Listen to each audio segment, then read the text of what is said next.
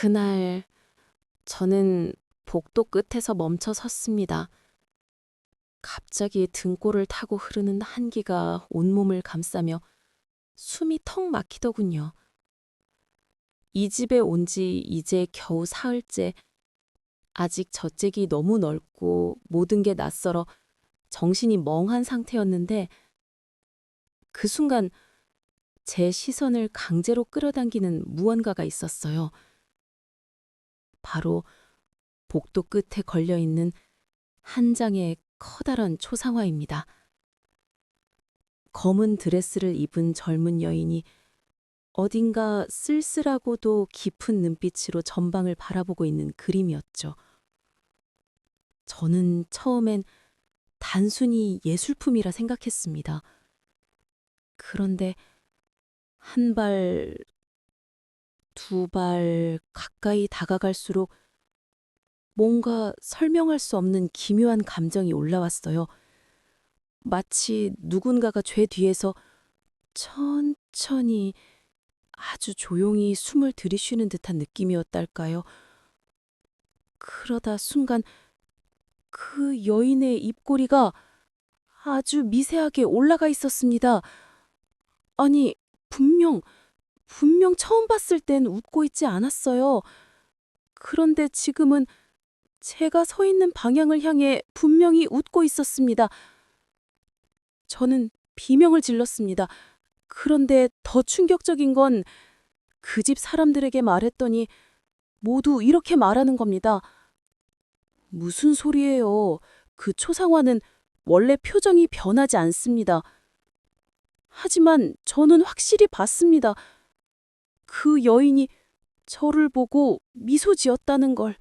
제 이름은 김영숙입니다. 올해 58이고 남편은 오래전에 떠났고 아들, 딸도 제 삶에서 각자 바쁘게 살아가다 보니 저는 혼자 일을 하며 살아가는 게 익숙해졌습니다. 그러다 지인의 소개로 한 재벌가의 새 가정부 자리를 얻게 됐죠. 일이 힘들어도 안정적인 집이라고 들은 데다가 저택 규모가 워낙 크다 보니 직원도 많아서 혼자 부담을 질 일은 없다는 말에 들어오게 됐습니다. 처음 저택을 봤을 때 저는 숨을 삼켰습니다. 문을 열고 들어서는 순간 펼쳐지는 거대한 홀, 유럽식 장식과 벽마다 걸린 고가의 미술 작품들, 정말 집이라기보다는 미술관에 가까웠죠.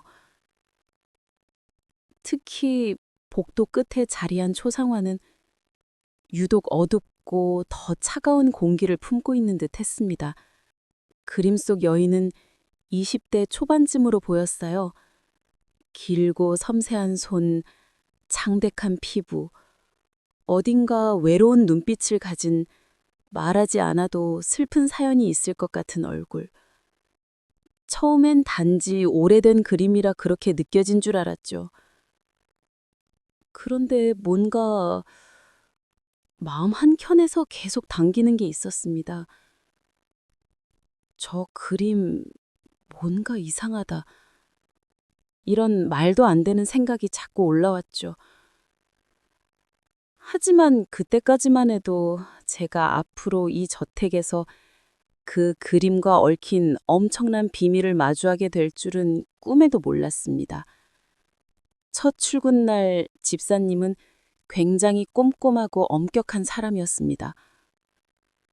저에게 저택의 구역을 하나씩 설명하면서 청소해야 할 곳, 손대면 안 되는 물건, 가족들이 자주 쓰는 공간 등을 자세히 알려줬죠.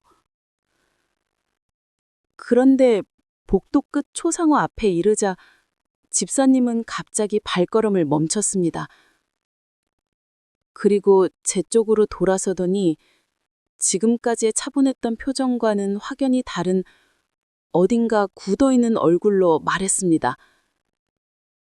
김 여사님, 이 그림만은 절대로 손대지 마십시오. 저는 당황해 물었습니다. 혹시 값비싼 그림이라 그러시는 건가요? 집사님은 잠시 말을 잇지 못하다가 천천히 고개를 저었습니다. 값 때문이 아닙니다. 이 그림은 이유를 설명하기 어렵습니다만 그저 가까이 하지 않는 것이 좋습니다. 닦아도 안 되고 위치를 바꿔서도 안 됩니다. 그냥 지나치기만 하세요. 그 말투에는 진짜로 뭔가 있다는 느낌이 강하게 들어 있었죠. 저는 속으로 웃었습니다. 설마 그림 하나에 이렇게까지 과민 반응을. 그런데 그날 밤 간단한 정리를 하다가 복도를 지나는데 초상화 속 여인의 눈이 천천히 아주 정확하게 저를 따라오는 것을 느꼈습니다.